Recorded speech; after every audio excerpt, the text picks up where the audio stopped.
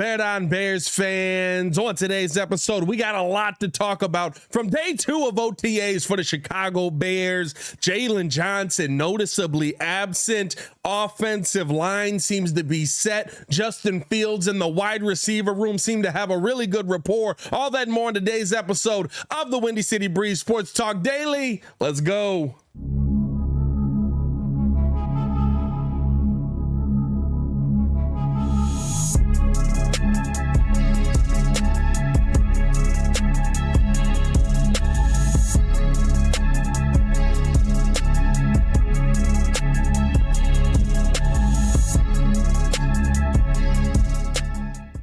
Now, if you are new to the channel, please like the video. Please subscribe to the page, man. We do talk Chicago sports daily on this channel. It's the only channel talking Chicago sports, how Chicago talk. So make sure that you get in tune with us, man. So a lot to take away from day 1 of OTAs for the Chicago Bears.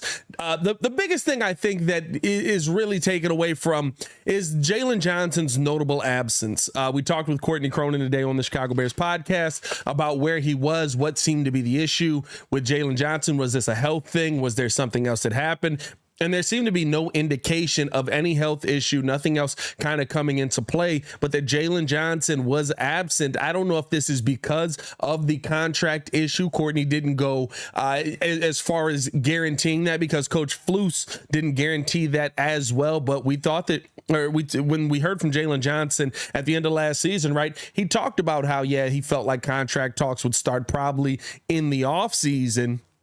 And now you're looking at a situation where those contract talks not only haven't started, Jalen Johnson isn't showing up to OTAs now, possibly because of that dispute. But we also heard today that Tyreek Stevenson really did a really good job coming from the offseason into OTAs, ready to play, looking to make plays, looking to be a big option on the what we thought was going to be opposite of Jalen Johnson, right? Which probably at the end of the day will end up being an opposite of Jalen Johnson. And so to me, right, I think you have to ask yourself, realistically, if you're the Chicago Bears in this situation, where do you want to go with Jalen Johnson as your starting DB? Do you want Jalen Johnson to be a part of this team long term? Is that a contract that you're trying to get done right now? Let me know how you guys are feeling in the comments below as well.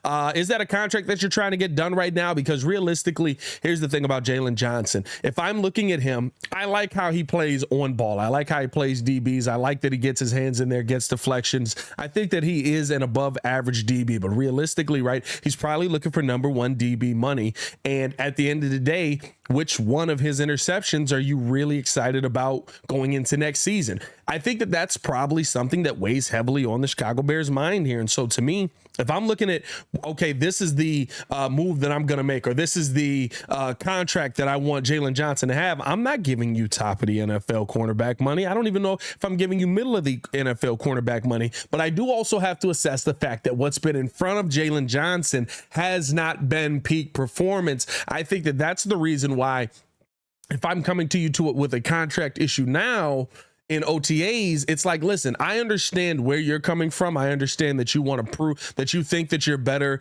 than you've shown on the field, or that your production is shown on the field. But at the end of the day, this is all I have to go off of. If you would like a offseason where you're going to have a defensive line in front of you that at a minimum is mediocre or better. I mean, realistically, if you look at Jalen Johnson, right, as a guy who you feel is going to be long-term, you're not coming to him with a contract right now, because even though you haven't seen the production that he can have with a better defensive line, I think that's what you're waiting on this season. And it's probably why we haven't seen the Bears go into contract talks with Jalen Johnson just yet, because it's like, listen, I would love to pay you, but we're not going to come together at this price. I don't want it to be disrespectful. Why don't we see what we have first, and then we'll get into the talks of this. Hopefully this doesn't turn into a holdout situation like we had with Roquan. But again, like I said, let me know how you guys are feeling in the comments below about the Jalen Johnson situation. Do you think that it's a big deal that he's not at OTAs? Do you not care? At the end of the day, OTAs is voluntary. I don't know if I'm that worried about everything with Jalen Johnson, but it is interesting to see him not be there. I thought that that was one of the notable things.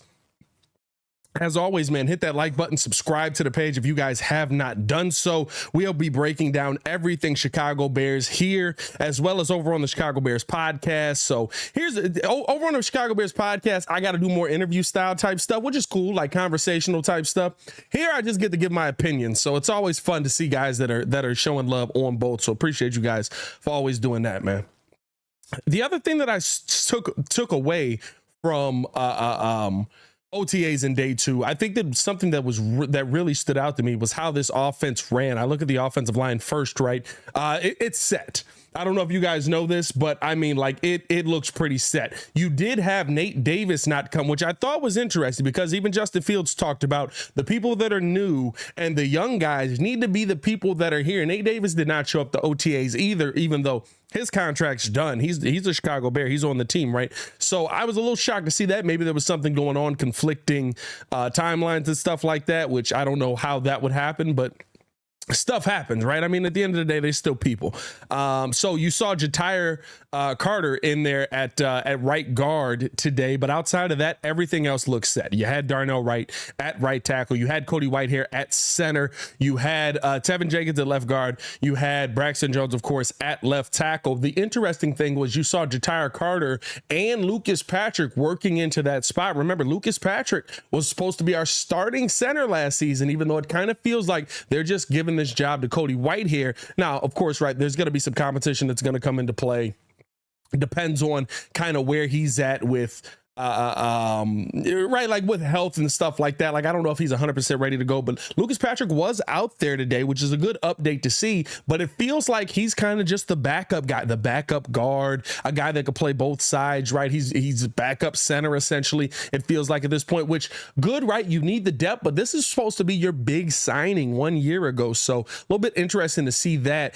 But I like the fact that the biggest takeaway for me from OTAs today is offensive roles are set. And Courtney talked about this with Justin Fields. She asked him the question, basically, right, how do you come into a season? Do you feel better when your offensive roles are set, right? Like, DJ Moore's your X receiver. You know that coming into the building, no matter what. So, okay, DJ Moore's my X, and now we just got to kind of figure out where everybody else fits. There was a really nice pass down the far sideline, I believe, with DJ Moore and Justin Fields were able to link up, and it was really a great catch by DJ Moore. And even with that, right, like knowing that you have that option there, now how our defense is going to play you. The other thing that noticeably stood out to me when being talked about was how Justin Fields spoke about Chase Claypool and how he plans on using him in this offense, and how he feels like Chase is kind of coming in and he's getting more comfortable. And so that means that, you know, like there's going to be an uptick in production. I think in our minds, a lot of us feel like Darnell Mooney is the clear cut number 2 on this offense. And I don't know if that's the case, right? Like, I think Darnell Mooney could find himself back being a 1,000+ yard slot guy, which you need, right? Somebody's got to be that guy. And I'd love to have Mooney there, but it did feel like coming into the season, Mooney's your number 2. Seems like how Justin's talking, Chase Claypool might be in line for that number 2 spot. And right, like that's the perfect thing, right? Like, if I've got Chase Claypool as my number 2, Darnell Mooney as my slot option, and DJ Moore as my X, now you're talking about one of if the production happens from the quarterback, right? You're talking about one of the top wide receiver cores in the NFL. Now you gotta put it on paper. You got to go out there and be able to complete passes, and those guys got to bring those passes in. But I really think that, right, like you bring Claypool in a situation where it feels like he's now going to be that next guy up. When you look at the body type, Courtney was talking about it as well on the podcast. Basically, that it felt like he was taller, like he was 6'4", but it felt like he grew a little bit more.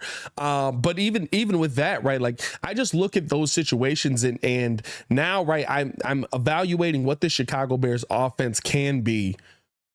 And I see everybody with roles at the start of OTAs. I think that's just such a big difference from what we saw last season, where last season, right, we didn't know who was our number 1 wide receiver. We knew Darnell Mooney was the best wide receiver, but we didn't know who was going to be our number 2 or number 3. And we had no idea who was playing the slot. We had no idea who was, right? And so to me, right, I look at those things and I say, we don't have those issues. That's one less thing we have to worry about this offseason. And then on top of that, now I also have right, like guys going back to positions where they were most comfortable at in this offense. That gets me probably the most excited out of everything as well, man. I mean, like, there was a lot of good things to take away from OTAs today, and it's a really good start. Day 2 went a lot better than day 1. And the one thing I will say that I really took away as well, the kind of still on the offensive side and even on the defensive side, right, is that this team feels like they're starting to build a bond. And the one thing that I've taken away from going over and doing the Chicago Bears podcast is that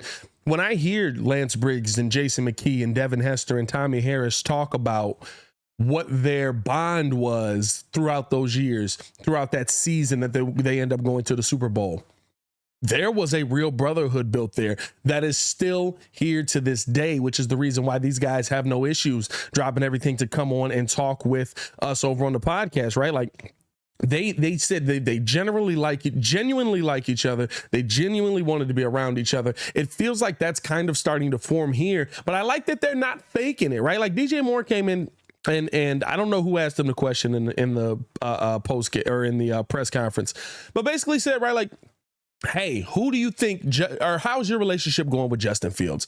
And he didn't lie. He didn't go, he's my best friend and we're out here having a great time and we're hanging out and doing sleepovers twice a week. He didn't lie. He was like, listen, it's new. We're kind of, building this thing up. He's a good guy. We're it's a work in progress, but it's moving in the right direction. That's how friendships are built. You don't got to be brothers the second you meet each other. You got to go through those things. And those friendships, those relationships carry over to the football field. And I love the fact that they're being honest, both him and Justin, about where that relationship is, not only just on the field, but also off the field. So I thought that was really something that I took away from the press conference as well. Got a lot of good nuggets today. Good to see Tremaine Edmonds getting a pick off on PJ Walker, kind of in that 2-minute situation in the goal line. I think that the defense might surprise some people this year. The one thing he said about Andrew Billings as well, in the press conference was big dude. Big dude. I don't know if y'all know this, but big dude. So it's good to see these guys kind of getting off to a good start. I like that OTA's day 2 is coming out with a positive vibe. And that's not always the case, as we know as Bears fans, right? There's a lot of OTAs that we've gone into, and by the end of that day, you're hearing the coach just go, hey, listen, this is a new thing. We got some work in progress. We got some things that are going to happen here. I think the fact that we're coming into year 2 of this thing with Justin Fields is going to be so big. He's improved on his footwork. He talked about how he changed which foot he's going back on, and how he feels like his footwork, he's finally got that down from a technical aspect. He's doing the same things every time, just trying to get better with that. And now knowing that you're going to be throwing to a spot where receivers are going to be that can catch the football, how much does that bolster Justin's confidence in this offense in a second year? And on top of that, I think you also look at the fact that this Bears team coming in with a heck of a running game. Also, I mean, like that gets me excited because it means that it's not all on Justin. And this is a pretty good run blocking offensive line last season. So all of those things kind of all in all, right? Like, they get me excited. They get me a little bit pumped for the season. Again, I'm not sitting here coming out to tell y'all I see the Bears winning 10, 11 games, but it does make me feel good that we're getting to see this team with a lot of players, at least on the offensive side, coming in the second year of a system and being able to get it down pat. And it also makes me feel good that the defensive side didn't come out here flat. They didn't come out here, missing a ton of pieces. You saw Tremaine Edmonds out there today. You saw TJ Edwards, who, from what I heard, looked like an absolute dog today. So it's really good to see this team, coming together early and making the right decisions, man, and seeing those decisions finally on the field. At the end of the day, football is back, man. That's the biggest thing for me. But hey, I do want to know how you guys feel, man. Let me know in the comments below. I'll be down there talking with you as well. Are you excited about OTAs? If you're excited, drop a bar down in this mug, man. And what's your biggest takeaway from OTAs in day 2? Are you concerned about the Jalen Johnson situation? We also didn't see Eddie Jackson out there. I think that's still dealing with that injury, possibly, even though he has been cleared. I think they're just taking that one slow. There also was no Darnell Mooney out there as well. That update came as well. He's still rehabbing through that injury. But all that and more, man, Appreciate you guys for showing love. Hit that like button, subscribe to the page. As always, man, it's your boy Pat the Designer back at it again to continue watching our Chicago Bears content. Click the links on the screen or check the links in the description below, bro. We had a really good video yesterday that I feel like a lot of y'all didn't show enough love to, so go check that one out as well. I'm gonna link that on the screen. Y'all stay safe out of Chicago. Peace.